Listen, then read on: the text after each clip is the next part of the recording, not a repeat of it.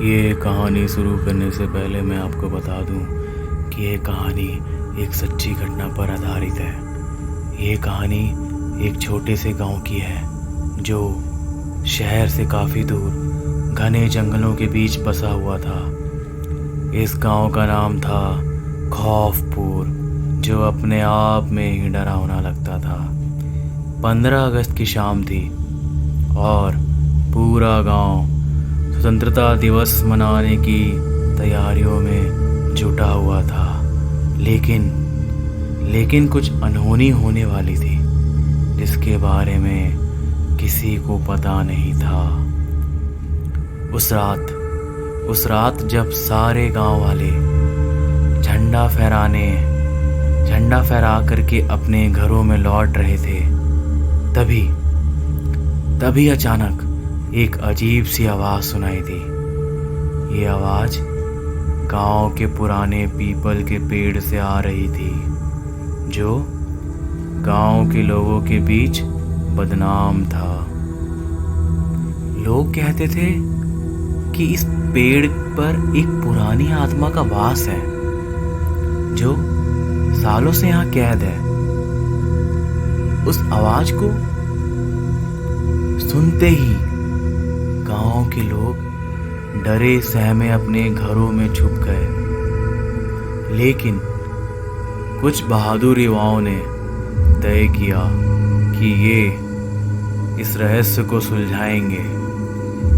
वे सभी मिलकर के एक मशाल लेकर उस पेड़ की तरफ बढ़े। जैसे ही वह पेड़ के पास पहुंचे, उनकी मशालें अचानक से ही बुझ गईं और अंधेरा छा गया। फिर उन्होंने देखा कि पेड़ के नीचे से एक धुंधली आकृति निकल रही थी। ये वही आत्मा थी जो सालों से इस पेड़ में कैद थी। उस आत्मा ने उन युवाओं से कहा कि वह एक समय गांव की ही एक लड़की थी जिसे अंग्रेजों ने बिना किसी कारण मार दिया था।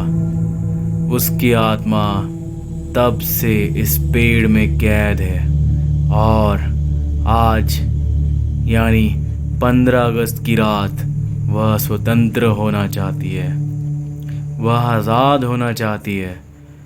आत्मा ने कहा कि अगर वे उसकी मदद करेंगे तो वह गांव को कभी नुकसान नहीं पहुंचाएगी।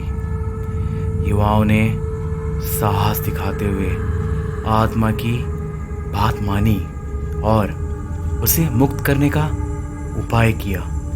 जैसे ही आत्मा ने धन्यवाद कहा, वह एक तेज रोशनी में बदल गई और आसमान में विलीन हो गई। उसके बाद गांव का माहौल एकदम अचानक से शांत और हल्का सा हो गया। उसके बाद से गांव के लोग 15 अगस्त को स्वतंत्रता के साथ साथ उस आत्मा की शांति के लिए भी प्रार्थना करते हैं। उस दिन से वह पेड़ भी साधारण पेड़ बन गया, जिसमें कोई भी डरावनी चीज़ नहीं रही। इस घटना के बाद गांव भी बदल दिया गया और उसे शांतिपुर कहा जाने लगा। गांव का नाम बदलने का कारण भी यही था, क्योंकि इससे पहले गांव का नाम खौफपुर था। अब जो कि उस आत्मा को शांति मिल चुकी थी, इसलिए गांव वालों ने इस घटना के बाद गांव का नाम भी बदल दिया और उसे शांतिपुर कहा जाने लगा, जहां लोग अब खुशहाल और बिना डर जीवन जी रहे थे। तो दोस्तों, कैसी लगी आपको आज की सच्ची घटना? लाइक करके वीडियो को लाइक ज़रूर कीजिएगा, कमेंट करके ज़रूर बताइएगा कि आपको कैसा लगा ये सच्ची घटना।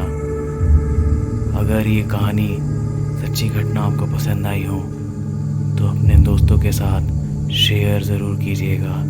मैं आपका दोस्त प्रकाश मिलता हूँ आपको एक और नई सच्ची घटना के साथ। तब तक के लिए बाय एंड टेक केयर।